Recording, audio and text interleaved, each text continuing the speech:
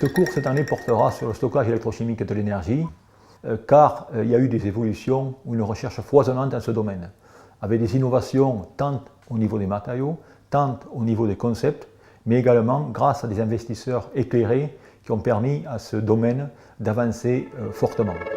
Ces grands enjeux sont bien sûr tout ce qui est la mobilité électrique, tout ce qui est les applications réseau, où il faut constamment plus d'énergie, moins cher et à grande échelle. D'où effectivement des travaux que l'on fait dans ce groupe, sur le lithium-ion avancé, mais également sur le sodium-ion. Pourquoi le sodium-ion? Pour la bonne et simple raison que le sodium est beaucoup plus abondant, aux alentours de 5000 fois plus abondant que le lithium. D'où on n'aura pas des problèmes de réserve pour des applications de masse, c'est-à-dire des applications de masse, comme pour tout ce qui est les éoliennes, les fermes solaires.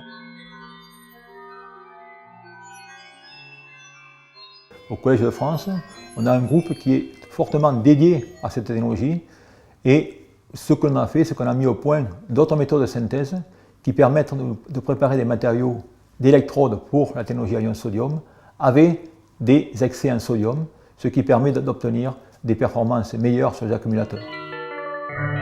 Alors la technologie est prête, le concept est prêt, il faut passer au développement et surtout ce qu'il faut faire, c'est simplement des prototypes pour que certains industriels puissent tester cette technologie pour les applications qu'ils ont en vue.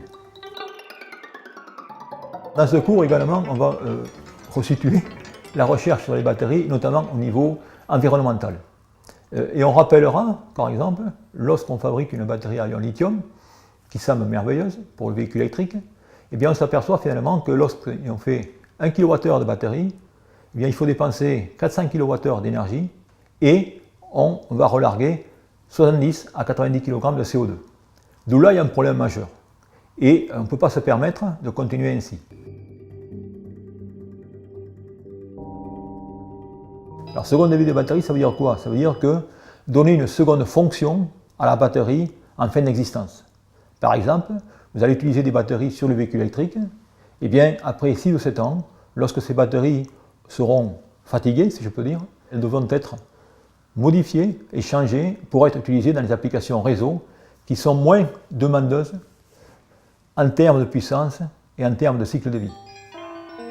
Si on veut cette seconde vie, il va falloir assurer la traçabilité des batteries, c'est-à-dire savoir quel va être l'état de santé de cette batterie.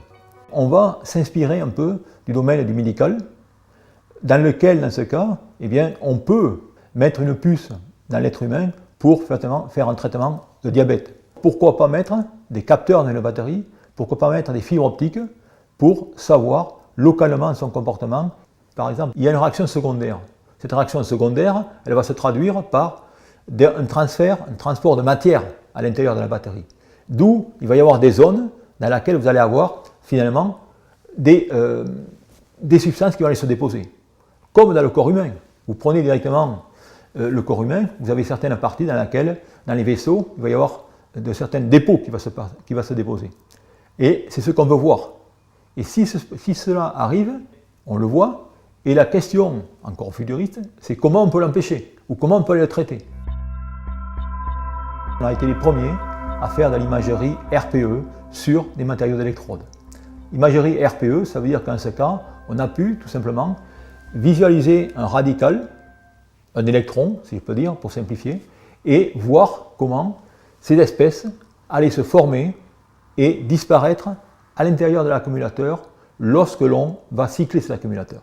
Et tout ça, ça s'est fait également dans le cas des techniques RMN. On connaît très bien l'imagerie RMN. Bien, on applique aujourd'hui cela dans le cas des batteries. On fait également des études sur les batteries par des méthodes d'in situ au neutron pour déterminer des vitesses de diffusion du lithium ou de migration du lithium. Alors tout ça, c'est des progrès énormes. Mais la difficulté qu'il y a, c'est qu'on connaît tous ces concepts très bien, mais tous ces instruments dont je vais mentionner, que ce soit les neutrons, la RPE, sont des instruments gigantesques. Comment pouvons-nous faire de telles analyses à l'échelle, je dirais, de la batterie, d'où il y a un effort considérable sur la miniaturisation de ces techniques. Je croyais être le premier avoir pensé cela. Et il se trouve qu'il y a des gens, des démarches dans cette direction, puisqu'il y a un seul papier, je crois, qui est sorti jusqu'à maintenant, dans lequel certains chercheurs américains ont mis une fibre optique dans une batterie.